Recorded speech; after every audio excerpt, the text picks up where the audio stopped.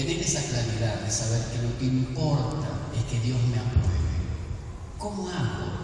Vamos al texto que leímos recién.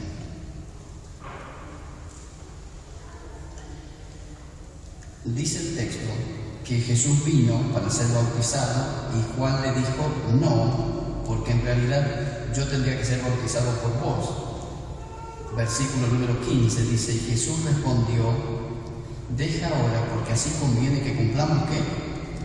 Toda justicia. Ser aprobado por Dios es cumplir con la justicia de Dios. ¿Qué significa? Es hacer lo correcto, es hacer lo que Dios aprueba. Mire, hacer lo que Dios aprueba no significa que sea placentero. Hay personas que dicen, ay, a mí me encanta obedecer a Dios. La verdad que yo los admiro, porque hay veces que obedecer a Dios significa llorar, sufrir, denunciar, padecer, ¿sí? Hacer la voluntad de Dios, hacer la justicia de Dios, no siempre está bien. Cuando estamos discutiendo, yo tengo que hacer justicia de Dios, tendré que guardar silencio y dejar que la discusión la gane el otro. ¿Me gusta? No, ni ahí. Cuando hago un negocio y me toca perder, cuando estudié y el otro se copió y se sacó un 10 y yo estudié y me saqué un 6, ¿qué siento interiormente? No sé qué sentían, o eran de los que se copiaban, no sé. Nosotros siempre lo sacamos bien, me dicen ahora. Pero uno siente una cosa, ¿o no? O hacen una injusticia con vos y vos decís, alabado sea Señor, gracias por esta injusticia. No, te da una bronca tremenda. Pero dice Jesús, es necesario que cumplamos toda justicia. Y Él cumplió con la justicia de Dios. Mire, hacer la voluntad de Dios es estar dispuesto a hacer lo que no me gusta, lo que no quiero, lo que me fastidia, lo que me deja relegado, lo que no me permite ser la estrella de los demás, lo que me hace a veces ser olvidado por los demás, lo que me genera a veces crítica de otro en lugar de felicitaciones, lo que me hace perder en lugar de ganar, entre comillas. Pero Jesús dice, es necesario que cumplamos toda justicia. Y ahí es donde suceden tres cosas. La primera que sucede después que Jesús se bautiza es que, como dice, el cielo se abrió. Miren, siempre que Dios nos apruebe, tendremos el cielo abierto y su oído va a estar atento a nuestros ruegos. Solo cuando Dios nos aprueba, el cielo se abre. Hay un texto, ya que esta es clase de matrimonio en jóvenes, hay un texto que dice que el cielo se puede cerrar para nosotros. Y tristemente, muchachos, lo dice para los varones. Las mujeres escuchen y paren la oreja de todas maneras, si no sean las vivas. ¿Sí? Miren lo que dice el texto. Vosotros, maridos, igualmente vivid con sus esposas sabiamente, dando honor a la mujer como a vaso más frágil y como a coherederas de la gracia, para que vuestras oraciones no tengan estorbo. Cuando yo no trato bien a mi esposa, dice Dios, el cielo se cierra. Ora todo lo que quieras, yo no te voy a escuchar. Chicas, a ustedes vamos a aplicarlo por traspolación, vamos a escuchar, vamos a aplicarlo también. Cuando nuestro trato en el matrimonio no es como Dios lo dice, cuando Dios no lo está aprobando, Dios hace muy sencillo, cierra la puerta y dice, orá, gritá, saltá, pateá, yo no te escucho. Mis oraciones van a tener estorbo delante de Dios si yo no cumplo toda justicia. Para Jesús el cielo se abre, quiere decir Dios le va a hablar porque lo aprueba. Yo creo que les conté una vez, pero déjenme que les cuente una vez más. Yo estaba en Preaposo, ustedes saben, tuve 13 años en Preaposo, 12 o 13 años, siempre pierdo la cuenta. Yo me había casado hace 1 año y medio, 2. Y en Preaposo éramos 4 o 5 que hacíamos todo siempre hasta que la iglesia se formó y creció. Entonces, un miércoles hablaba yo, otro miércoles hablaba Marco Iñigo, un miércoles yo otro, y un domingo yo y otro domingo Marco Iñigo, y siempre hablábamos nosotros hasta que después los dones se desarrollaron y los hermanos empezaron a participar. Y un día miércoles yo tenía que dar el mensaje, entonces fui rápido y estaba allí adelante como ahora y tenía que dar el mensaje. Mi esposa había tocado el piano porque era la que tocaba la música, y luego vino y se sentó en la primera fila, y con mi esposa habíamos discutido y no nos habíamos puesto de acuerdo. y la cosa estaba que ardía, pero ahora estaba el pastor aquí, pastorcito de 24 o 25 años, dando el sermón a la congregación. No era muy grande, había unos 25 o 30 personas. Cuando yo me paré y hablé, dije, bueno, hablamos de la Biblia, y la veo a mi esposa ahí, les aseguro que me dio tantísima vergüenza. Y digo, no arreglé las cuentas con mi esposa, que es la persona que tengo más cerca mío. Y ahora me paro a hablarle a esta gente. Les aseguro que yo no sé qué habré dicho en ese sermón, en ese mensaje. Pero terminó la reunión y yo dije, vení tú. Y la gente dice, ¿qué pasa? No, vení. Y fuimos al departamento. Y le dije, mira, yo quiero pedirte que me perdones. ¿Qué te pasa? ¿No viste el mensaje recién? Sí, pero no estuvo bien como yo te traté. Y Dios no está de acuerdo en esto. Y yo no sé si los hermanos fueron bendecidos con la palabra. Quizás sí, pero yo sé que no estoy siendo aprobado. Porque cuando nosotros no hacemos lo que Dios dice, que es tratar bien a nuestro cónyuge, dice San Pedro aquí en su texto, no lo estoy diciendo, no lo dice Pedro Fuentes, sino San Pedro, el apóstol Pedro, dice, traten bien a sus esposas, porque si no sus oraciones tendrán estorbo. Y quiero decirles, papás, mamás, nuestros hijos ven eso. Nuestros hijos ven cómo nos tratamos, y cuando nos tratamos mal públicamente, es decir, delante de nuestros hijos, el pedido de perdón tiene que ser públicamente delante de nuestros hijos.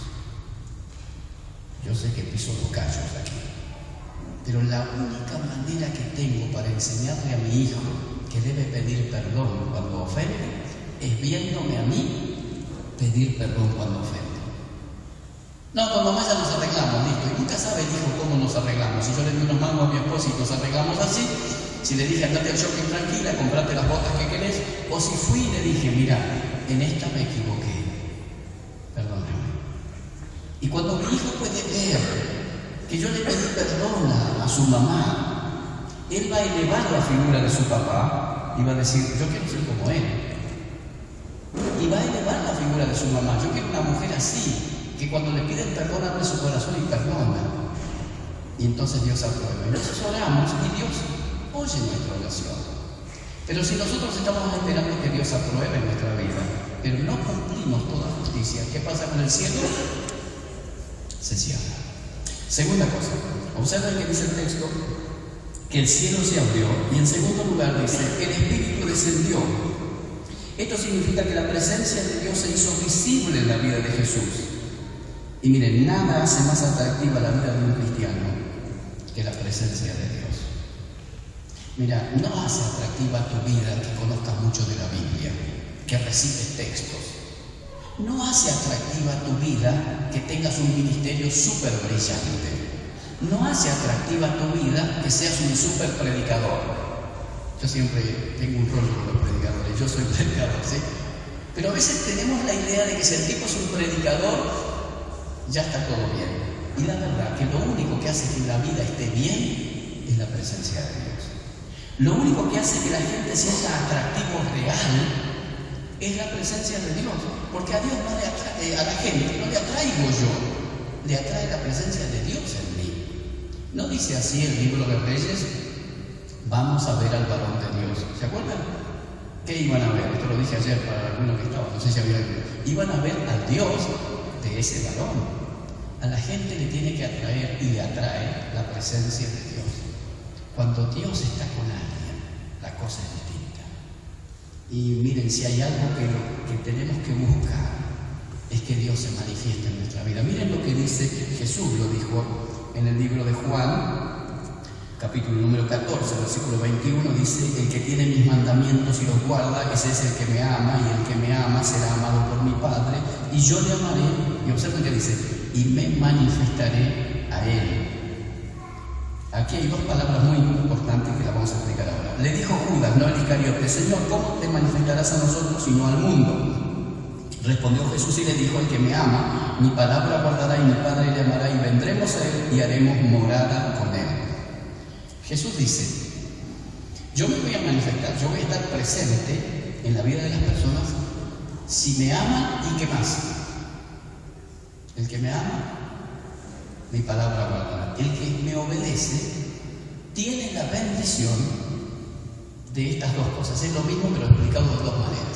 Me manifestaré a él. ¿Saben qué significa la palabra manifestar? Y la palabra manifestar es epifanía. Y epifanía era una palabra que se usaba cuando se presentaban los emperadores. En una ciudad se preparaba todo, ahora también sucede, cuando va a venir una autoridad importante, ¿sí? Se prepara todo, se pinta todo, bien, se limpia. Y cuando aparece la figura del emperador, se tocaban las trompetas y hacía la epifanía, la presentación, lo que aquí dice, la manifestación.